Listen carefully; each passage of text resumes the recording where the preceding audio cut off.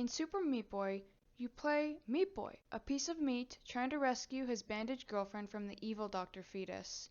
The only way to accomplish this, though, is by platforming through various and deadly environments and levels.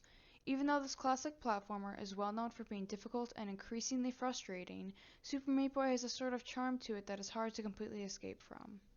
Released in 2010 by Team Meat, Super Meat Boy is a platformer rated T. It's available on the Nintendo Switch, Xbox 360, PlayStation consoles, as well as the PC. While there isn't really too much characterization established via dialogue within the game, there is a bit of characterization developed via the character's body language in the cinematics. Meat Boy himself is very noble and tough, considering the fact that he has to incessantly rescue his girlfriend Bandage Girl, as well as what he has to do in order to accomplish this task. On the flip side, while Dr. Fetus is a villain, he also doesn't really take anything regarding the situation that he, Bandage Girl, or Meat Boy are in super seriously.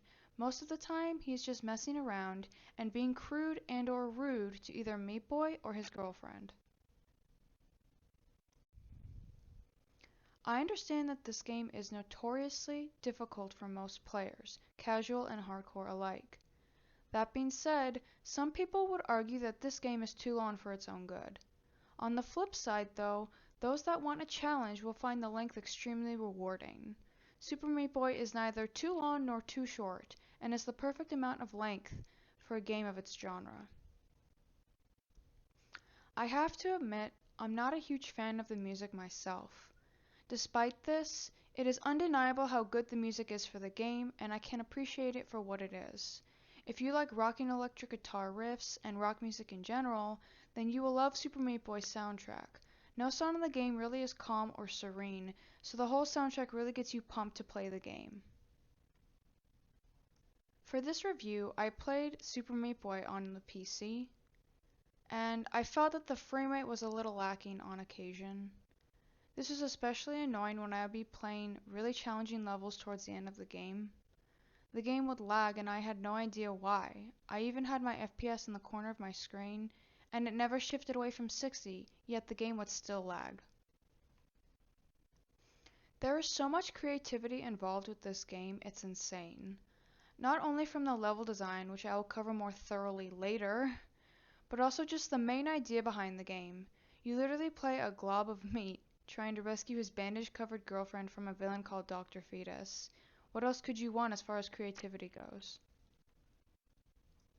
The art in this game is so vivid and beautiful. It's just amazing overall. No stage looks the same as the last.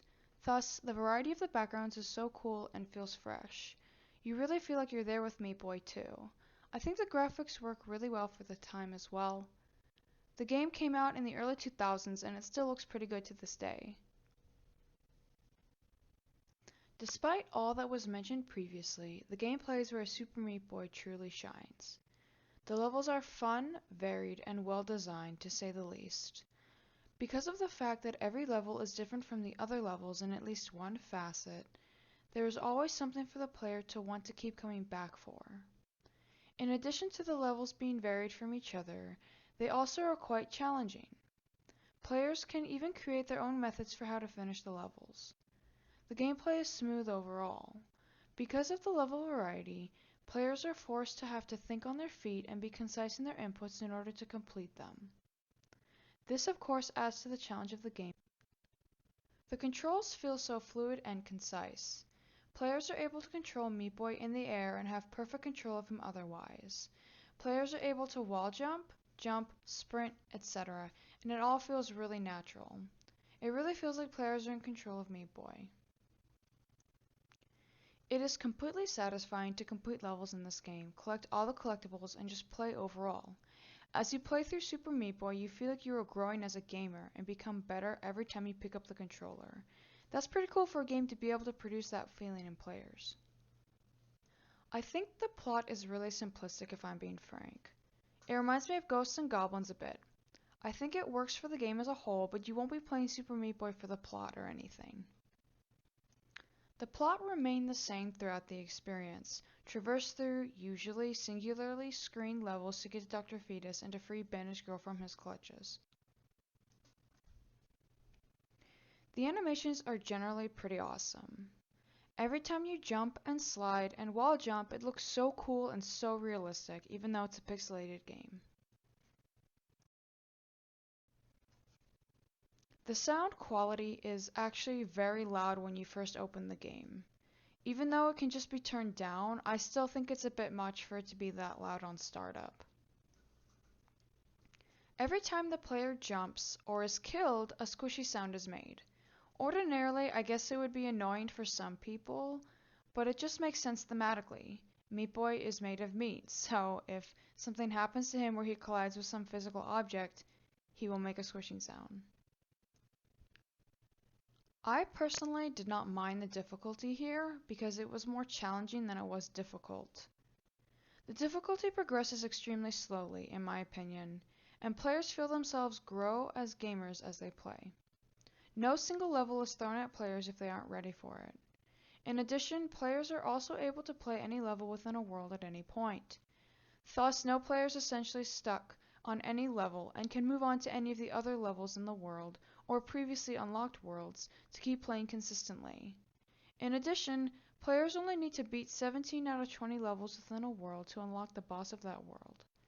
In my opinion, I think this prevents players from being cramped into a single or all 20 levels within a world and further adds to player autonomy. Bandages are a collectible within Super Meat Boy.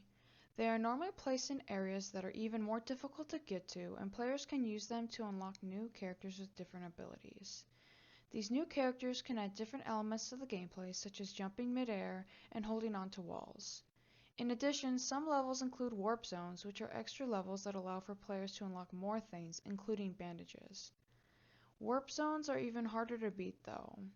Besides the collectibles, the game is perfect for the speedrunning community, with every level being timed and having a perfect time to beat. When players beat the perfect time, they are able to unlock the dark version of the levels for even more of a challenge.